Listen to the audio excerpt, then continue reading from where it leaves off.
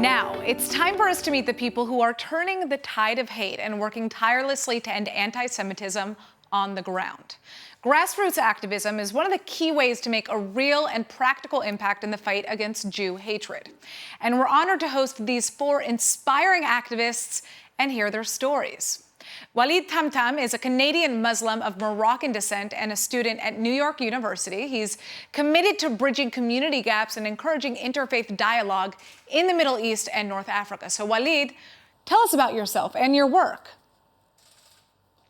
Well, I think that when it comes down to telling the narrative of any community and fighting against the hate of that community, it really matters about what goes on beyond its own community. And for me as a Muslim, growing up, outside of the Jewish community, I think it's very essential that our experiences are known to the Jewish community about how we see them in both good and bad lights, and that we are able to have dialogue with each other and to better understand, really what our true narratives and our true histories are. I think when we don't have opportunities as different communities of religious faith and cultural communities to tell our own stories to other people tell our stories for us, and it's never in the best light possible. And so for me, that's really my whole tale has been about. It's been about getting to get people of different backgrounds to speak to each other. Growing up in Canada is a great opportunity because of our diverse population, but especially coming from Moroccan descent, where we've had our good and bad sides when it comes down to how we dealt with our Jewish community. I felt very inspired and almost of a generational mission statement to continue our goal of really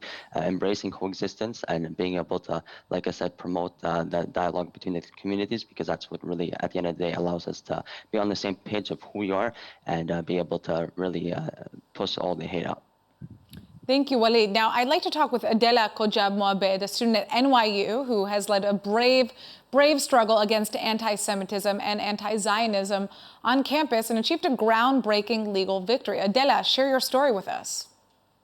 Thank you so much, and it's an extreme honor to be here. My name is Adela Kochav. I went to NYU, and I grew up in a small Jewish community where Israel was always a big part of my identity, and I never thought I'd be defending it so publicly on a college campus. I got extremely involved on campus, from student government to Greek life, and suddenly everything turned to the Israeli-Palestinian conflict. I found myself alone representing Israel on student government, representing the Jewish community against the BDS resolution, another anti-Israel resolution, and a coalition of 53 groups pledging to boycott not only Israel, but the student group representing Israel at the university. I met with administrators multiple times as things were escalating. And after a Yom HaAtzmaut celebration where an Israeli flag was burned by an anti-Israel student, and a Jewish NYU student was physically assaulted by an NYU student as well, who was anti-Israel, I realized it was time to take action. I spoke to administrators again, who at that point decided to take action. They still believed I was overreacting, but NYPD was involved. 2 students were arrested. A Jewish student was assaulted. My community was scared and angry, and I trusted the school to take action. Instead of actually doing something about anti-Semitism, they gave the same hate group, Students for Justice in Palestine, the President's Service Award, which is the highest award you can get as a group on campus. At that moment, I decided it was time to finally take legal action. At the time, religion was not protected under Title VI, which are discrimination laws in academic institutions. So we knew it was a long shot, but I decided to file. And one day I got a call from the White House. I spoke at a huge conference, and 3 days later, an executive order was drafted to officially include anti-Semitism under Title VI protections. A couple of months later, my case was resolved by NYU, who decided to settle. This is the first case openly addressing anti-Semitism under Title VI, and it's going to be used, hopefully, as a precedent for all other schools who are facing Title VI suits. And what it does is it tells students 2 important things. Number one, your voice matters. Jewish student voices matters the same way that every single other minority student voice matters. And number 2, it tells universities that they have to take Jewish students seriously. I hope to continue my fight on the legal end, and it's really an honor to be here. If you're a student listening to this, don't be afraid to stand up, because even one voice can make a difference.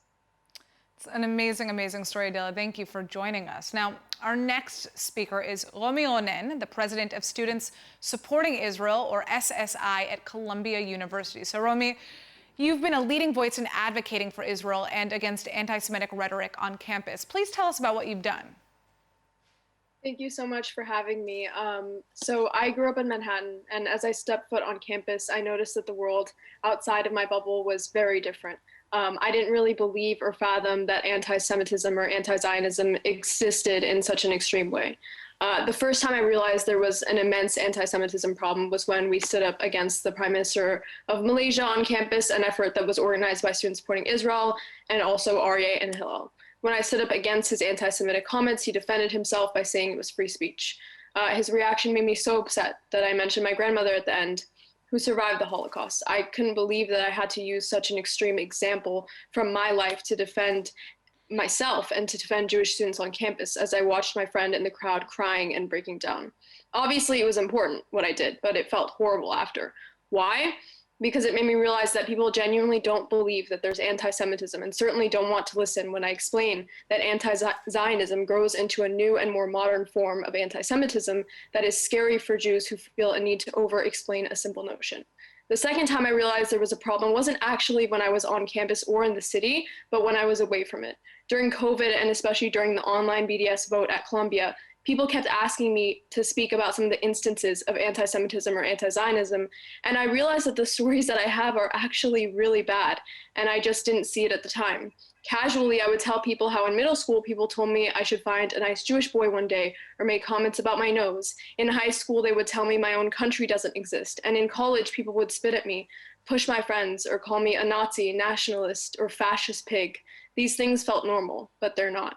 So what do? I do what I feel. If I feel others have been harmed, or if I've been harmed, I'm usually the first to speak out or write about it.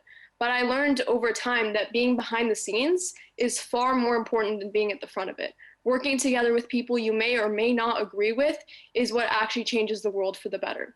I don't think that my accomplishments consist of published articles or speaking engagements. All of that was necessary, and it became the bare minimum. What I'm proud of is working with people, human individuals, having productive conversation every day, and coming to a mutual understanding and conclusion. During COVID, human conversation is the only tool that we have left that is essential. And even if it's one conversation out of 300 that is productive, it's still productive. My hope for the future is that we listen and that we speak. Israel, among other things, saved my grandmother from the Holocaust and saved my grandfather from persecution in Baghdad. Israel means a lot to me, and that's not something that I should be scared to share. Even if you think you're shy, if you have an instinct to speak out, you're not.